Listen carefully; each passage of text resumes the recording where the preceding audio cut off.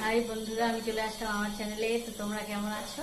নিশ্চয়ই ভালো আছো, ভালো থেকো। তবে আমি ভালো নেই, প্রচন্ড গরমে, মানে অত্যাধিক গরম সহ্য করা যাচ্ছে না।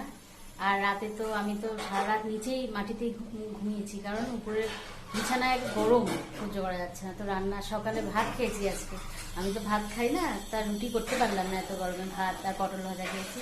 আর রান্না তো আজকে তো ভেজ, শনিবার। তো চাল কুমড়াটা লবণ মাখিয়ে রেখেছি, চাল কুমড়াটা হবে একটু মুগের ডাল দিয়ে করবো, ডালটা ভেজে। আর এই যে কলমি শাক করেছি, কলমি শাক আর লেবুটাও কেটে রেখেছি এখানে। আর ডালটা হচ্ছে, এই যে ডাল হচ্ছে, আর টক দই তো আছেই, টক দইটা ফ্রিজেই রাখা আছে। ওকে, তো খুবই গরম।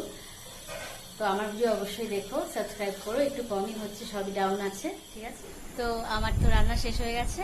এখন আমার এক মেয়ের বান্ধবী দুজন এসেছে, তো কত ফুচকা দেখো, এখন ফুচকা খাবো এই গরমের মধ্যে। অনেক ফুচকা এনেছে।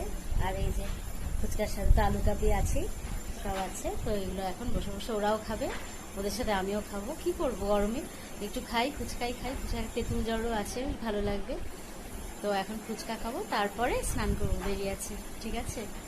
মা স্নান করে একটু ঘুমাচ্ছে, আর ভাত তো একটু পরেই খাবি, দেরি আছে, এখনো ভাত খাওয়ার টাইম হয়নি। আর রান্নাঘরে যে রান্না করে এত গরমে, তার তো একবারে নাজেহাল অবস্থা, সে আমারও তাই একই। তো ফুচকাটা খেয়ে একটু সত্যি ভালোও লাগবে, যেহেতু তেঁতুল জল আছে, ওটা তো অত গরম না, তাই এখন ফুচকা। তো এখন মা খাচ্ছে, মাকে খেতে দিয়েছি। গরমের জন্য তো খেতেই পারছে না, একদম অল্প খাচ্ছে, মানে টক দইটাই ভালো লাগছে বেশি খেতে। আমি তো এখন খাবোই না, আমার অনেকই দেরি। মেয়েও আরেকটু পরে খাবে, ওর বান্ধবীও এসেছে, একসাথে খাবে। আর বিড়ালের বাচ্চাগুলো আজকে একদম ঝিমিয়ে গেছে, ওদের ওরা ওরা খেলোই না, ওদের খেতে দিলাম, ওরাও খেলো না। তাহলে চিন্তা করো যে গরমটা কীরকম, মানে অসহ্যতম গরম, অসহ্যতম।